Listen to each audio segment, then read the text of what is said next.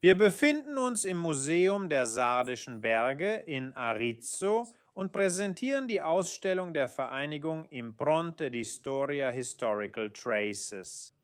Hier sehen Sie eine Vitrine mit zahlreichen Bronzewerkzeugen und Objekten aus der späten Bronzezeit und frühen Eisenzeit des nuragischen Sardiniens.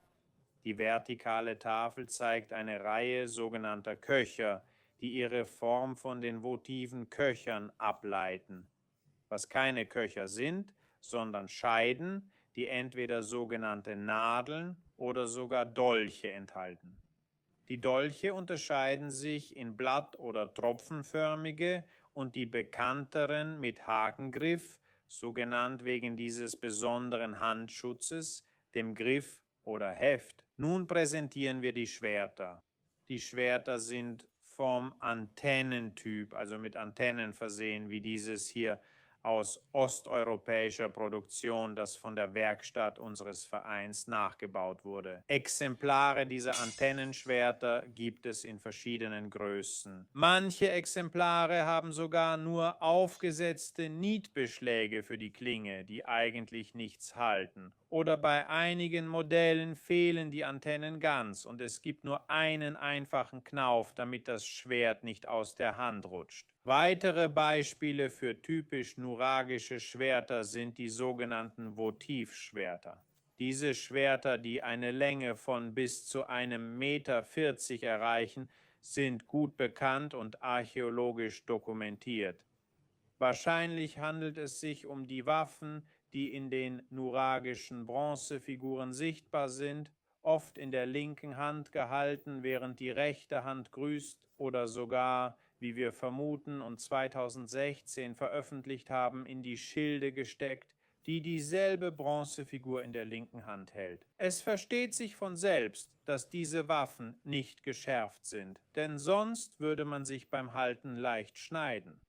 Es sind reine Votivobjekte, daher der Name Votivschwert. Sie sind bewusst so gemacht, dass sie nicht verletzen und nicht gefährlich sind.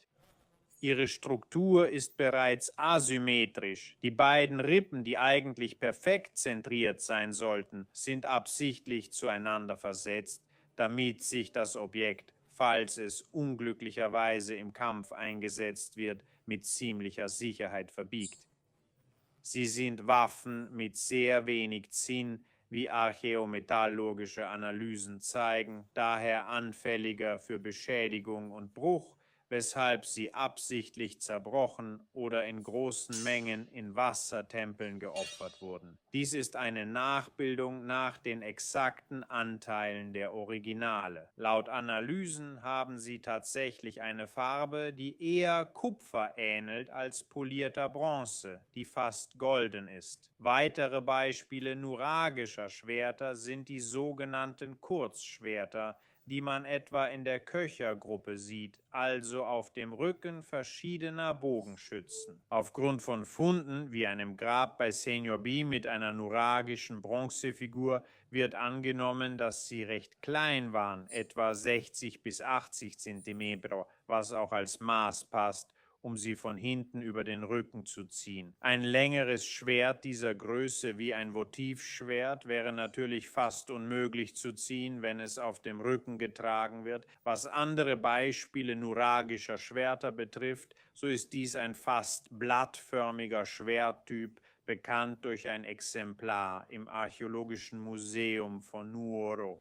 Es ist ein sogenanntes Schwert mit durchbrochenem Griff, da hier im Griff ein Loch ist, das wahrscheinlich für Nieten verwendet wurde. Dieser Schwerttyp ist zum Beispiel in einigen nuragischen Bronzefiguren zusammen mit pistilförmigen Schwertern zu sehen, gerade wegen dieser besonderen Angel, also dem Endteil des Griffs, der sich mit dieser Schwalbenschwanz- oder Fischschwanzform öffnet, die man genau in einigen Bronzefiguren wie der Uta-Gruppe beobachten kann. Dies ist ein weiteres Beispiel desselben Schwerts, aber mit dem kahlen Teil des Griffs, der durch diesen durchbrochenen Griff sichtbar wird. Hier wurden wahrscheinlich große Nieten eingesetzt, die auch dazu dienten, das Schwert richtig auszubalancieren.